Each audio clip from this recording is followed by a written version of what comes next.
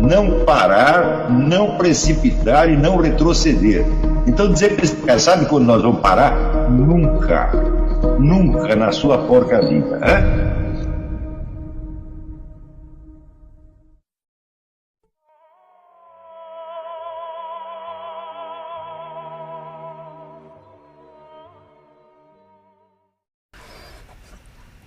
A ciência acadêmica, se você estudar direitinho, você vai ver que a história dela inteira é falsa. Por exemplo, né? Veja isso aqui. A cara oculta das luzes, né? Investigações sobre os manuscritos filosóficos clandestinos dos séculos 17 e 18. Né? É uma infinidade de textos ocultistas que começam a aparecer junto com a chamada ciência moderna, escritos pelos mesmos autores da ciência moderna. Né?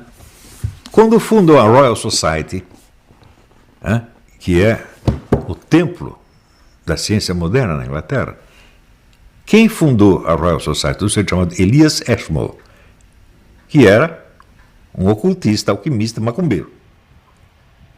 Todos eles se dedicaram. Os escritos ocultistas de Newton começaram a aparecer o quê? Faz 30 ou 40 anos. Ficaram escondidos. Por que você tem que esconder essas coisas? Porque você quer criar uma noção falsa, você quer criar uma idolatria, tá certo? De um rótulo embelezador que vai te dar prestígio, poder e dinheiro. A ciência, o que eles chamam de ciência consiste nisso, gente. Qualquer sujeito que alega a autoridade da ciência, né? Qualquer um que alega a autoridade da ciência, é um vigarista, qualquer um. A ciência se caracteriza por não ter autoridade. Né? Se a ciência é uma atividade permanentemente autocrítica, ela nada pode afirmar hoje que ela não esteja disposta a desmentir amanhã. Isto faz parte da definição de ciência. Né? Isso quer dizer, a autoridade da ciência não existe. Se ela tiver autoridade, não é ciência mais. Pior é quando falam de consenso científico. O que é consenso? É o número de votos. E você acha que número de votos é um critério científico? Ora, você conhece alguma descoberta científica que foi feita assim por toda uma coletividade e depois eles contaram para um indivíduo? Ou é sempre ao contrário? Gente, a coletividade não tem inteligência, porra. É? Só o indivíduo humano tem. Agora, depois que o sujeito descobriu alguma coisa, contou para milhões, e os milhões saem repetindo, dá a impressão que essa coletividade tem alguma autoridade. Mas nós sabemos que isso é falso, gente. E por que nós continuamos caindo nessa conversa? Então, você, por favor, qualquer um que apareça para você, tem o consenso científico, manda você calar a boca, dizer, você é um vigarista. Se há um consenso científico, não é científico de maneira alguma. É apenas um número de votos, que pode mudar amanhã ou depois. Então, por exemplo, faça essa experiência. Pegue alguma crença científica amplamente disseminada, que todo mundo tenha como coisa certa, né, líquida e final, e estudem a história de como se formou esse consenso. Né? De como foi complicado formar o consenso. Eu tive esta curiosidade, gente, de fazer uma coleção de objeções à teoria do Einstein. Era tanta coisa que eu não consegui ler. Né? Eu falei, se eu quiser tirar dúvidas sobre esse negócio do Einstein e resolver todas essas objeções, eu vou ter que dedicar a minha vida a isto. Alguém fez isso? Não. O próprio Einstein fez isso? Não. Então isso quer dizer o seguinte, a maior parte das objeções não foi nem sequer respondida. Então, qual é efetivamente o valor científico de uma teoria e da sua contestação? É sempre, por definição, é sempre uma coisa altamente relativa. E a consciência desta relatividade é a verdadeira mentalidade científica. Não é isso? Agora, se o sujeito diz que a ciência é uma atividade permanentemente autocrítica e no instante seguinte ele dá uma sentença final da ciência sobre alguma coisa, ele evidentemente está enganando vocês. Isso se faz na ciência física, se faz na ciência médica, se faz na biologia, toda hora. Por exemplo, eu li um livro de um sujeito que era especializado, ele era especializado em odontologia paleontológica, ou seja, dentes de fósseis. E a grande curiosidade dele é ver os homens de Neandertal. Só que só tem homem de Neandertal no Museu de Paris, e ele era americano. Então, ele, graças à proteção, um certo jogo de influência de um professor dele, ele conseguiu um ingresso no Museu de Paris para averiguar os homens de Neandertal. E estava lá, tirou fotografias de todas as arcadas dentárias de todos os homens de Neandertal que tinha no Museu de Paris e chegou à seguinte conclusão: os homens de Neandertal não eram antropóides, eram homens como nós. O sujeito passou a ser perseguido e teve que fugir da França para não ser assassinado. Essa foi a discussão científica que houve a respeito. Ele tinha razão? Não tinha razão? Eu sei, olha, você olhando as fotos que ele mostrou, as arcadas são iguaizinhas da minha. Né? Pelo menos a que eu tinha quando era mais jovem. Né? Eu não sei se ele está certo ou ele está errado, mas eu sei o seguinte: você tentar matar uma pessoa é um argumento científico aceitável. O cara estava na França com a família, teve que sair fugido e escrever um livro contando essa história. Você acha o quê? Milhares de cientistas leram esse livro e disseram: não, nós temos que dar um jeito nisso, temos que investigar. Que nada, bicho. Sumiram com o livro. É um livro difícil de achar. O número desses casos no meio científico é imenso, imenso, imenso, imenso, imenso. Você veja, eu fui editor de revista médica durante quase 8 anos. Né? E eu vi o seguinte: o que decide o destino das revistas médicas é o anunciante. Ou seja, quem é o anunciante? A indústria farmacêutica, obviamente. Então você pega lá o remédio, você pega lá os anúncios daquele remédio e daí você vai achar grandes médicos que usam aquele remédio e que recomendam aquele remédio. Claro que eles recomendam com o nome científico, não com o nome comercial, não são bobos assim também, né? Tudo foi feito assim. E daí, lá mesmo nessa revista, eu conheci o Dr. Carlos da Silva Lacaze, que era secretário da Saúde em São Paulo e era autor de um livro de 1000 páginas chamado Doenças Iatrogênicas. Doenças iatrogênicas são doenças causadas pela medicina. E a conclusão do livro é o seguinte: a maior parte das doenças são causadas pela medicina. Não há outro fator causal que possa competir com a medicina na produção de doenças. Bom, os caras não mataram o Dr. Carlos da Silva Lacaze. Tá certo? Só que o livro dele só se vendia em editoras médicas especializadas. O público não tinha acesso àquilo. Não é isso? Então, mas evidentemente é um homem honesto que confessava a verdade tal como ele tinha encontrado.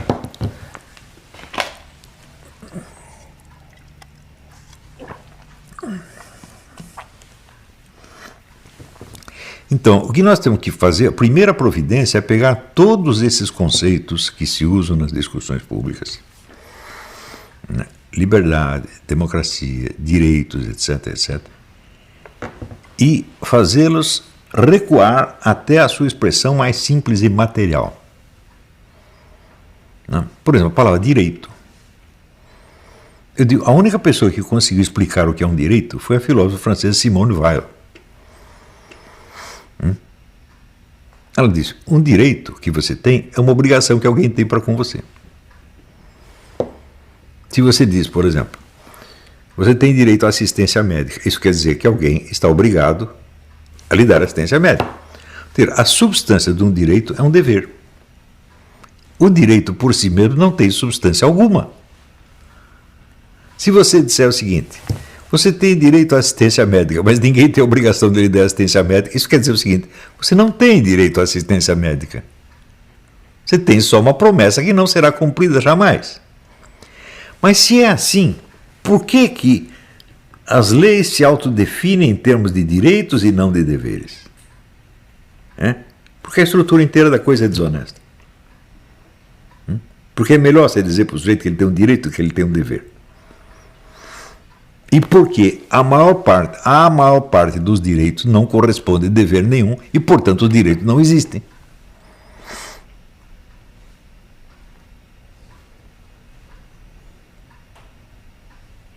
E quando o sujeito cria um direito, dizendo que o dever correspondente cabe à sociedade e ao Estado. Aí que é a maravilha das maravilhas, porque quem pode impor algo à sociedade e ao Estado? A educação é um dever da sociedade e do Estado. E se a sociedade e o Estado não dão educação, você vai fazer o quê? Você vai sair fora da sociedade para você de fora poder pressioná-la? Não, você está dentro da sociedade. Ela domina você, não você a ela. Então, isto aí, a hora que o sujeito proclama a universalidade de um direito e a universalidade do dever correspondente, ele está mentindo, ele está enganando as pessoas. E tem gente que ganha muito dinheiro para fazer isso e eles se chamam juristas. Eu dediquei alguns anos da minha vida ao estudo da filosofia do direito. Peguei o livro do Giorgio Del Vecchio, que tem uma introdução teórica, e de seguida tem uma história da filosofia do direito. E eu fui pegando os livros que ele dava como importante e fui lendo um por um. No fim eu cheguei à seguinte conclusão: isso aqui é um monte de opiniões apenas. A cultura jurídica é um monte de opiniões. Um acha que é assim, o outro acha que é assado. Não dá para provar nada disso. E o sujeito que adquire isso, ele tem notório saber jurídico, ele pode ser membro do STF.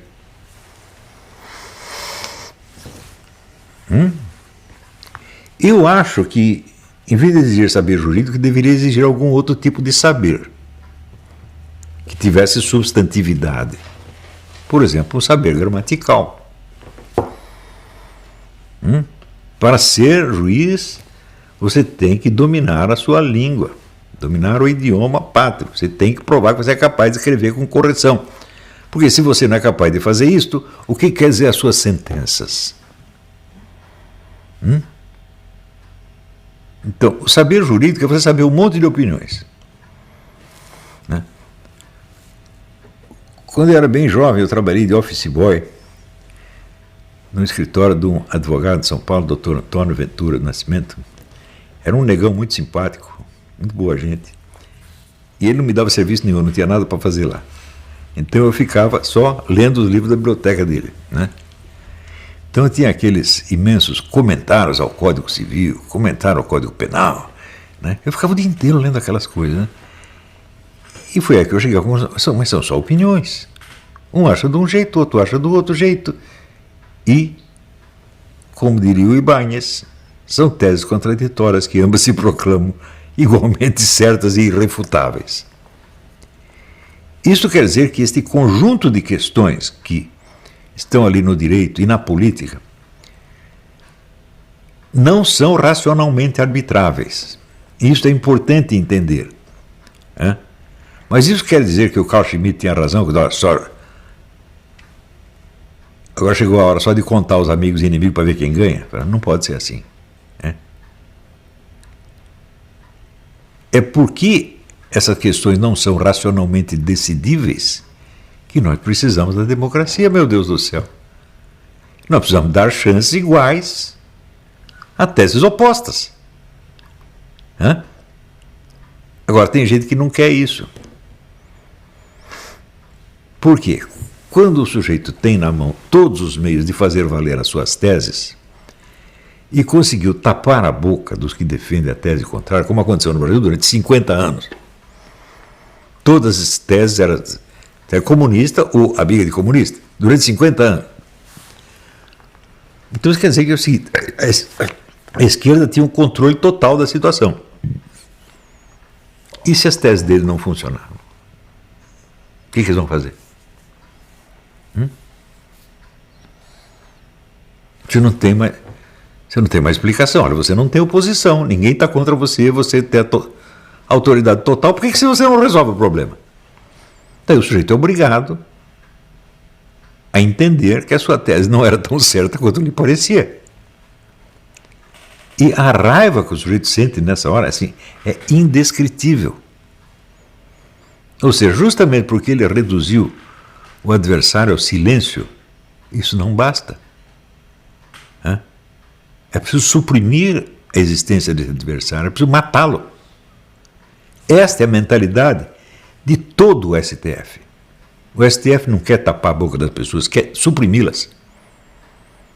Esta é a tese da nova ordem mundial. As pessoas que não pensam como nós têm que ser suprimidas. Isto foi discutido abertamente nesse encontro agora em Harvard. A política da supressão.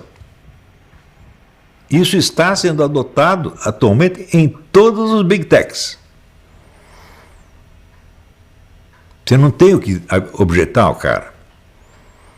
E ao mesmo tempo você não quer a convivência democrática com ele. Você não quer assim, governar um tempo e depois dar chance para ele. Não, você não quer. Então você criou uma situação insustentável. Que é a situação de você ter de defender assim, unilateralmente e sem objeções, uma coisa que você sabe que é falsa.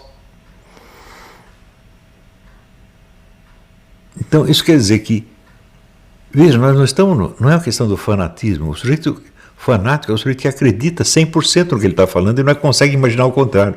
Esses caras não acreditam em nada. E é por isso mesmo que eles têm ódio de quem está contra. Eu já parei para pensar. Olha, se eu pegar uma sentença desse seu Borroso e examiná-la logicamente, não sobra nada dela. Por isso mesmo ele já vai querer me dar essa chance. Né? No presente momento, como eu estou fora do território nacional, ele não tem grande poder sobre mim. Mas eu garanto que ele pensa, mano, tem que dar um jeito nesse cara. Você já parou para pensar o seguinte, quanta coisa a classe acadêmica brasileira já escreveu sobre mim? Eu falei, eu tenho uma coleção de uns 2.000 trabalhos universitários a meu respeito. Praticamente nenhum cita nenhum texto meu. Você pega a classe universitária inteira, você acha que tem alguém capacitado a discutir as ideias do Olavo de Carvalho? Resposta, não tem mesmo. Não tem mesmo.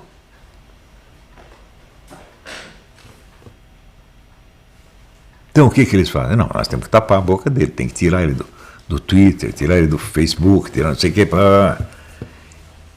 Adianta alguma coisa? Fala, bom, teria adiantado se ele tivesse feito isso no começo, mas agora meus livros já foram publicados, tem um monte de livro circulando aí. Não dá mais para tapar a boca do cara. Matar ele adianta? Não, porque ele já falou. Ele já está velho, porra. Ele nos faz o mal não pelo que ele vai falar no futuro, mas pelo que ele já falou. Então, é uma situação realmente desesperadora. Então, você entende a que distância nós estamos do conceito de ciência? Eu outro dia estava fazendo uma coleção de fotografias. Fotografias, assim, pensei, intelectuais sérios com caras de intelectuais sérios. E eu fiz a coleção, talvez eu publique, quando tiver espaço de novo eu publico. Falei, mas o que é a expressão na face do intelectual sério? É muito simples, é a intensidade da pergunta. Ele está com uma dúvida na cabeça e está vivenciando essa dúvida ao ponto de que lhe dói. E ele precisa encontrar alguma resposta, às vezes não encontra, mas ele precisa, ele precisa. Então, é esta seriedade, esta dedicação à pergunta, que marcou tantas vidas de intelectuais e cientistas reais. Não como esses palhaços. Eu comecei a fazer isso porque eu vi uma fotografia do Alois Dempf. Alois Dempf é um historiador alemão das ideias. Eu sempre adorei os livros dele. Não são livros fáceis de ler, mas é de uma profundidade, de uma seriedade. E eu nunca tinha visto o retrato dele, apareceu. Meu Deus, mas que cara concentrado. Esse cara está sofrendo o problema, porra. Daí eu procurei outros e outros, falei, olha, tem muita gente com cara assim, porra. Né? Não tem cara de gostosão. Né? Não tem cara de imperador. Né? Ele tem cara do homem que está sofrendo porque ele tem uma pergunta sem resposta. Isto é o que marca o intelectual sério. Agora,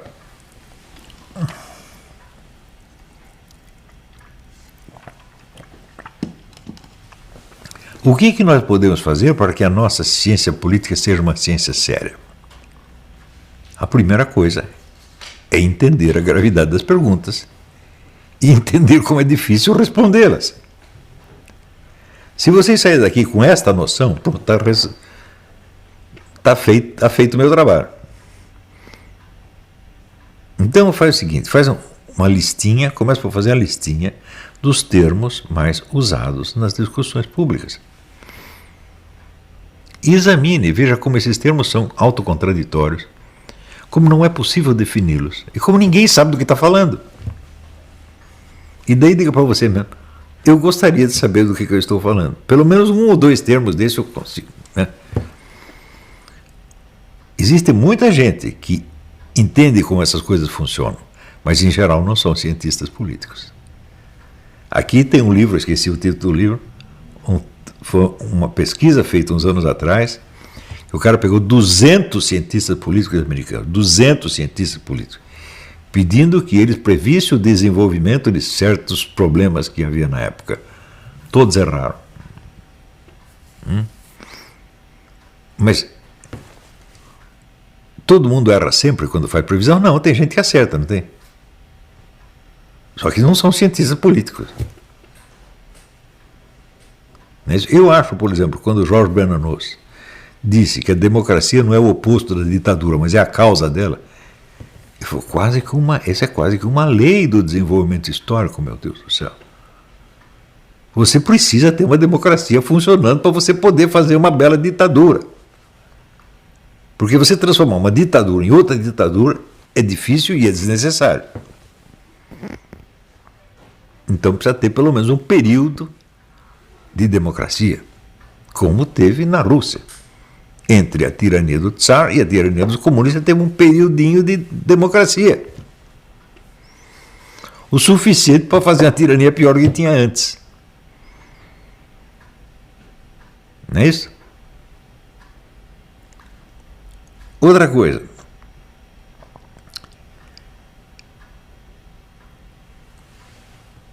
O filósofo italiano Benedetto Croce dizia que a história é a história da liberdade. Ou seja, o que marca o desenvolvimento histórico, pelo menos do Ocidente, é a liberdade crescente. Eu falei, aonde que ele viu isso? Ele passou a boa parte do tempo em prisão domiciliar sob o fascismo. Que raio de liberdade crescente ele viu? Onde que ele viu isto? Porque enquanto ele estava sofrendo aquilo ali, tinha outro cara sofrendo a mesma coisa no país comunista. Não é isso? E ao mesmo tempo, você tinha notórios inimigos e destruidores da democracia sendo paparicados pela democracia. Mas, por exemplo, eu mesmo citei isso aí. Pierre-José Proudhon disse que o plano de Marx não conseguiria fazer uma sociedade sem classes, mas faria uma sociedade com duas classes, só duas. A elite onipotente e a massa impotente. E foi exatamente o que aconteceu e vem acontecendo. Isso aconteceu na União Soviética. Quem podia com a KGB? Ninguém. Que poder existia além da KGB? Nenhum. Nem o parlamento russo, nem o parlamento soviético mandava na KGB. O parlamento soviético não podia saber qual era o orçamento da KGB. Assim como na Alemanha, quem mandava? SS. Ah, mas eu sou o ministro, não sei o quê. Não interessa, eu sou o capitão da SS, eu ponho você na cana.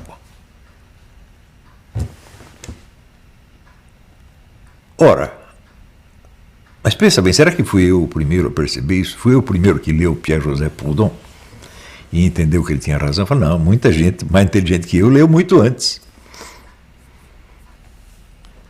E associem isso agora à frase do Rupert Murdoch. A luta de classes existe. E nós vamos vencê-la por quê? Porque somos nós que estamos fazendo a luta de classes. Quem é nós? Os milionários.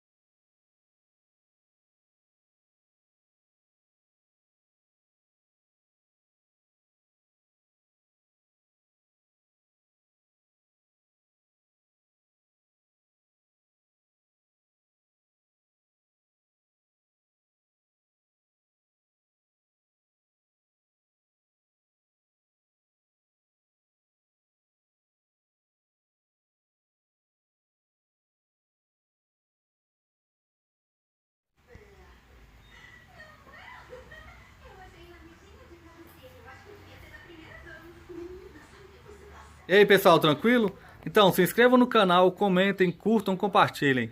Isso ajuda bastante nosso canal. Quem quiser ajudar a gente de outra forma, os links estão aí na descrição do vídeo. Temos Apoie-se, tem o apoio coletivo e também quem quiser ser membro ou participar da nossa vaquinha. Sigam nas redes sociais, os links estão aí na descrição do vídeo. Então é isso aí, sempre com Deus, pátria, família e liberdade por um Brasil melhor. Valeu pessoal, fiquem com Deus. Se inscreva e compartilhe o canal. Obrigado.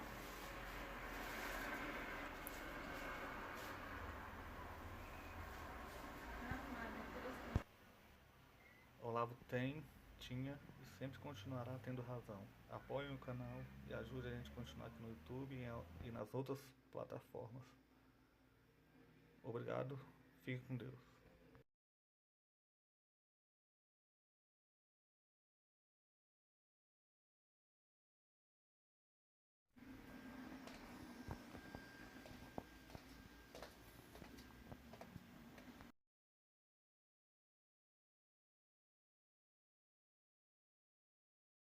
Tá?